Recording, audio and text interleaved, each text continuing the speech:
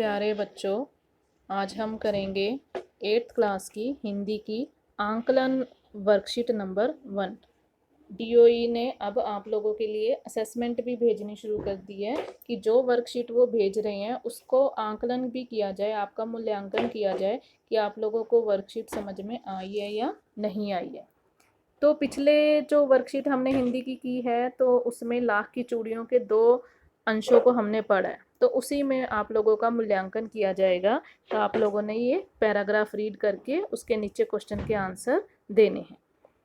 तो पैराग्राफ शुरू करते हैं, लेकिन पैराग्राफ शुरू करने से पहले वीडियो को लाइक कर दीजिए, सब्सक्राइब कर दीजिए।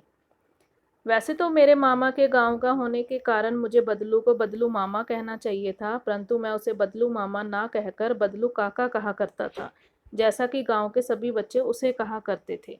बदलू का मकान के सामने बड़ा सा सहन था जिसमें एक पुराना नीम का वृक्ष लगा था। उसी के नीचे बैठकर बदलू अपना काम किया करता था।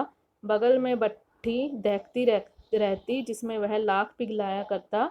सामने एक लकड़ी की चौखट पड़ी रहती जिस पर लाख के मुलायम होने पर उसे सलाख के सामान पतला करके चूड़ी का आकार देता।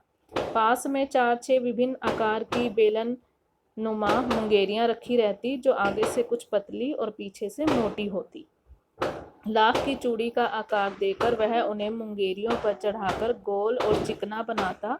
तब एक एक करके पूरे हाथ की चूड़ियां बना चुकने के पश्चात वह उन पर रंग करता। बदलू मनिहार था, चूड़ियां बनाना उसका पैतृक पेशा था, तो वास्तव में वह बहुत ही सुंदर चूड़ियां बनाता था। उसकी बनाई हुई चूड़ियों की खपत भी बहुत थी। उस गांव में तो सभी स्त्रियां उसकी बनाई हुई चूड़ियां ही पहनती थी। आसपास के गांवों के लोग भी उससे चूड़ियां ले जाते थे, परंतु वह कभी भी चूड़ियों को पैसों से बेचता नहीं था।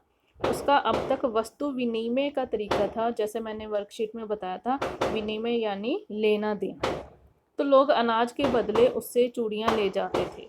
बदलू स्वभाव से बहुत सीधा था, मैंने कभी भी उसे किसी से झगड़ते नहीं देखा। हाँ, शादी विवाह के अवसरों पर वो अवश्य जिद पकड़ जाता था। जीवन भर चाहे कोई भी उससे मुफ्त चूड़ियां ले जाए, लेकिन शादी के अवसर पर वह सारी कसर निकाल लेता था। तो अभी हमने पैराग्राफ पढ़ा है, तो उसी से संबंधित हमारे ये क्वेश्चन आंसर हैं। बदलू को लेखक क्या कहा करता था? बदलू को लेखक बदलू काका कहा करता था। बदलू किस चीज़ की चूड़ियाँ बनाया करता था? लाख की। बदलू का पेशा था सुनार, मनिहार, लोहार या किसान? मनिहार। बदलू के चूड़ी बनाने के सामानों में क्या शामिल नहीं है? मुंगेरिया भी है, लाख भी है, भट्टी भी है, चूड़ी बनाने की मशीन नहीं है। बदलू का चूड़ियाँ बेचने का तरीका था अनाज के बदले। बदलू स्वभाव से था सीधा।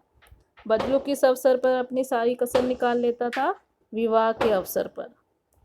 तत्सम शब्द चुनकर लिखिए। तो तत्सम शब्द इसमें कौन सा है? गाम, गिराम, ग्राम या गवार? तो ग्राम। वृक्ष शब्द का समानार्थी शब्द वृक्ष, पेड़। पिघलना शब्द का विलोम शब्द है जमना। तो बच्चे, अगर आपको वीडियो अच्छी लगी हो तो वीडियो को लाइक करना और सब्सक्राइब करना, ताकि आपको आने वाली वीडियो में आपको नोटिफिकेशन मिलता रहे।